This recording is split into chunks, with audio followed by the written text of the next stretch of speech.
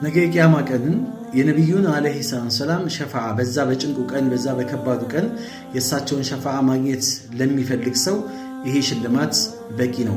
ምናሉ ነቢያችን ዓለይሂ ሰላቱ ሰላም ሶሒሁል ቡኻሪ ላይ የተዘገበ የሆነ ቃለ ረሱሉላህ ሰለም አስዓዱ ናሲ ቢሸፋዓቲ የውመል ቂያማ፣ ነገ የቂያማ ቀን ከሰው ልጆች በአጠቃላይ እድለኛ የሚባለው የኔን ሸፋዓ በማግኘት መን ቃለ ላኢላሃ ኢላላህ ኻሊሰን ሚን ቀልቢሂ አው ሚን ነፍሲሂ፣ ከልቡ ከነፍሱ እርግጠኛ ሆኖ ኢኽላስ ኖሮት ላኢላሃ ኢላላህ ያለን ሰው፣ በዚህ በላኢላሃ ኢላላህ የሚኖር የሆነን ሰው ነገ የቂያማ ቀን የኔን ሸፋዓ ለማግኘት ይህ ሰውዬ እድለኛ ነው፣ እድሉን ያገኛል ብለው የአላህ መልእክተኛ ነግረውናል።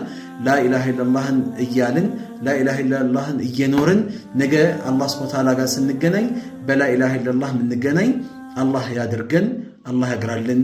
ወሰላሙ አለይኩም ወራህመቱላሂ ወበረካቱሁ።